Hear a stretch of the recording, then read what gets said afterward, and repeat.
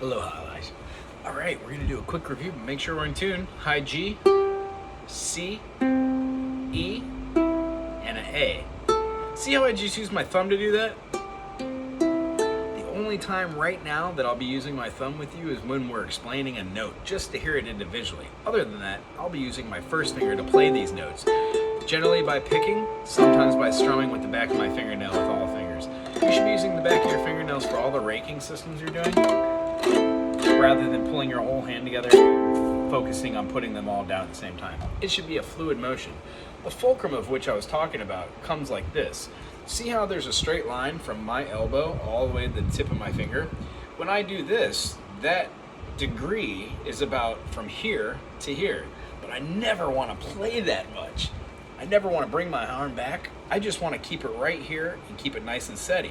What happens, just like the old pencil trick where you go like this and you shake your hand and then you do this with the pencil and then you go like this and it looks like it's bending in air or something. Probably doesn't do justice on the video here.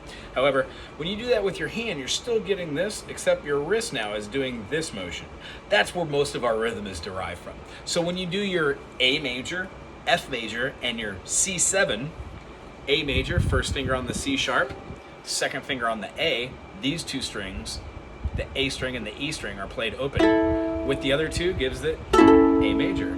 The F major has the A in it, but it uses the F note rather than the C sharp. When I'm building this chord, I need triads. Just because I'm having two fingers on this fretboard doesn't mean I'm not playing four individual notes with four strings. One of them is an A, one of them's a C, and one of them's a F. It just so happens this high one is another A. So my two strings on top and bottom, they're in unison. An F major consists of an F, an A, and a C. F, G, A, B flat, C, D, E, F. 7 notes in an alphabet. Just so happens F has a B flat. We'll explain that later.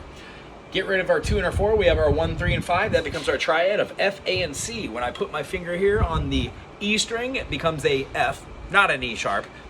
It can be considered an E sharp, but we call it an F. It's a lot easier to talk about our half steps that way. And then my second finger goes to its home and feels comfortable here.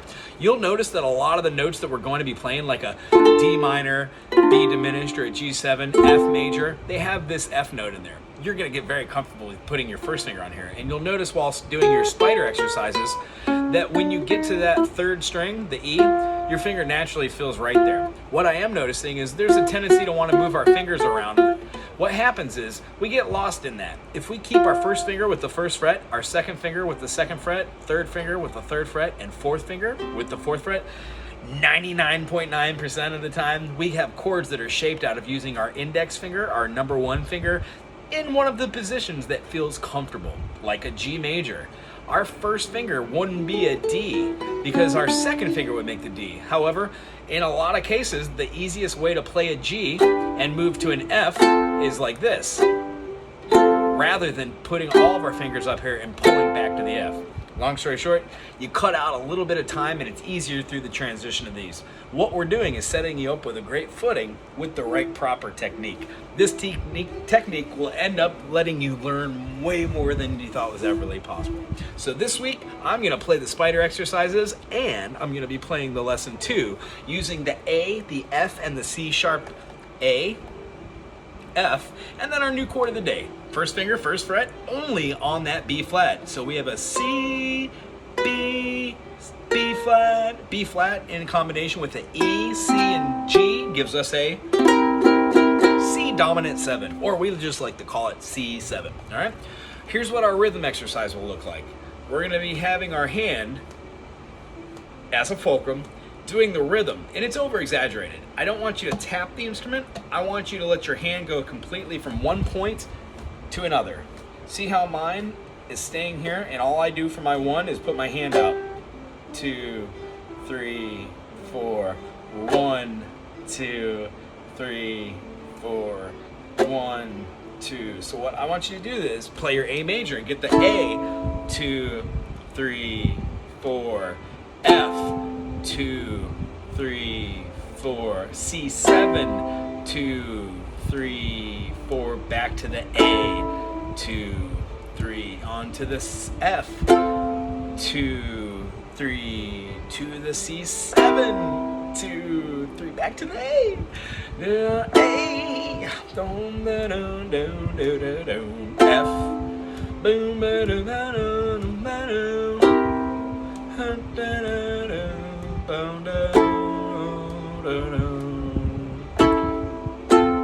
So what we're doing now is we're in a round. You've already cleared where your 1 is. So what happens here is when we go through all these chords, once you get through them the first time, try playing them with different fingerings. You learned today that you could play your A major using your second and third finger rather than your first. So let's try that. Instead of having these 2 fingers, use the right hand rhythm from lesson 2, but switch between the 2 chords. 1 and 2 and 3 and 4 and 1 and 2 and to the F. 1 and 2 different fingering, and F, now to the C7, here's the first fingering, and 2 and 3 and 4, now here's the second fingering, now back to the A, do it in the second fingering this time, and then the first fingering maybe, just do it backwards. The point is you're keeping the rhythm on your right hand, that you never stop this moving, and you only come in on the 1 to play the chord designated.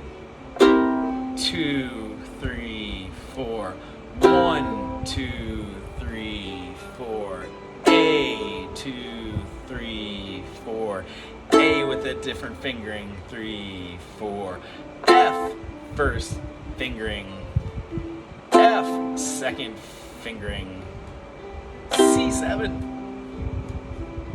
C7. See where it's going? I would really like next week for you to have all 3 of those chords. We're also going to go over a D major and an E major. They're kind of hard chords, but it doesn't matter. What it does is it builds rapport. These fingers are going to get accustomed to playing and get a little bit faster. And each week, we just pancake these lessons and what we've accomplished. And by the end of our time together, you're going to realize you've learned how to play the ukulele.